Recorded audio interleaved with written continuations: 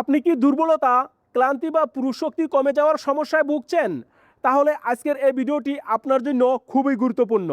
Hello বন্ধুরা, আজ আমরা কথা বলবো চীনাবাদাম নিয়ে, যা পুরুষদের শারীরিক শক্তি ও যৌন স্বাস্থ্যের জন্য এক শক্তিশালী ঔষধ হিসাবে পরিচিত।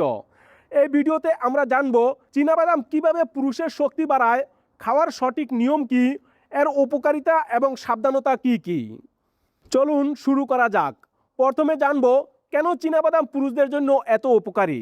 কারণ এতে রয়েছে প্রোটিন, স্বাস্থ্যকর ফ্যাট, জিঙ্ক, ম্যাগনেসিয়াম এবং ভিটামিন বি ও ই।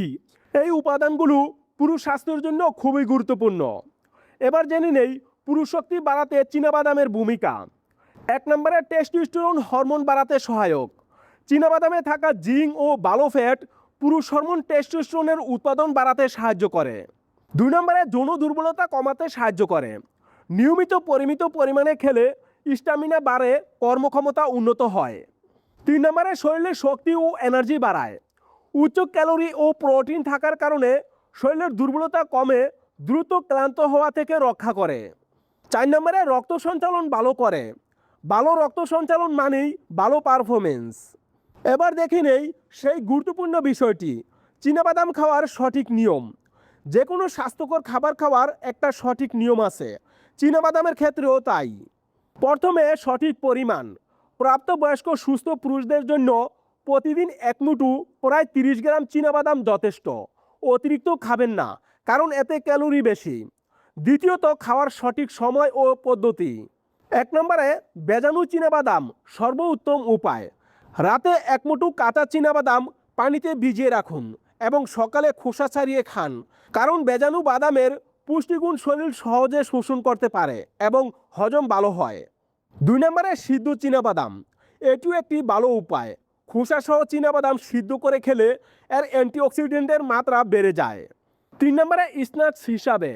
তাজা বাদাম খেতে সুস্বাদু হলেও এতে লবণ বা অতিরিক্ত তেল থাকতে পারে, তাই কাঁচা বা ভেজে লবণ ছাড়া খাওয়া সবচেয়ে ভালো।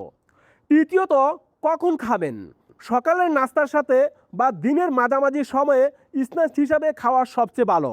এটি আপনাকে সারাদিন চনমনে রাখবে। এবার অন্যান্য উপকারিতা। পুরুষের শক্তি বৃদ্ধি ছাড়াও চীনাবাদামের অন্যান্য উপকারিতাগুলো হলো: 1 নম্বরে হৃৎপিণ্ডকে সুস্থ রাখে। ভালো ফ্যাট কোলেস্টেরল কমিয়ে হার্টের রোগ প্রতিরোধ করে। 2 নম্বরে ওজন নিয়ন্ত্রণে সহায়তা করে। ফাইবার থাকার কারণে এটি দীর্ঘ সময় পেট ভরা রাখে, ফলে অতিরিক্ত খাওয়া থেকে বিরত থাকা যায়। 3 নম্বরে মস্তিষ্কের স্বাস্থ্য ভালো রাখে। এতে থাকা ভিটামিন ই এবং অন্যান্য উপাদান মস্তিষ্কের কার্যকারিতা উন্নত করে। 4 নম্বরে ডায়াবেটিসের ঝুঁকি হ্রাস করে।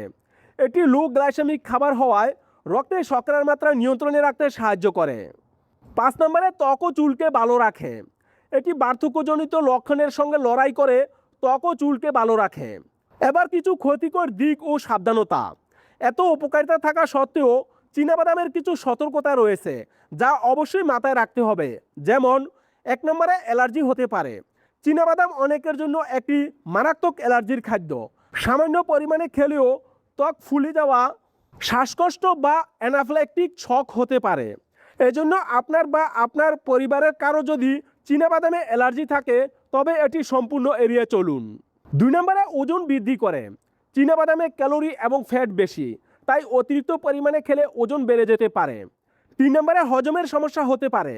বেশি পরিমাণে খেলে বদহজম, বুক জ্বালা বা অ্যাসিডিটির সমস্যা হতে পারে।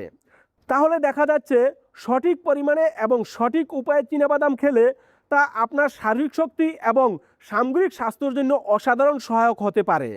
তবে এটি কোনো ম্যাজিক ওষুধ নয়, বরং একটি পুষ্টিকর সম্পূর্ণ খাদ্য। মনে রাখবেন, কোনো গুরুতর শারীরিক সমস্যা বা যৌন স্বাস্থ্যের বিষয়ে অবশ্যই একজন বিশেষজ্ঞ চিকিৎসকের পরামর্শ নিতে হবে।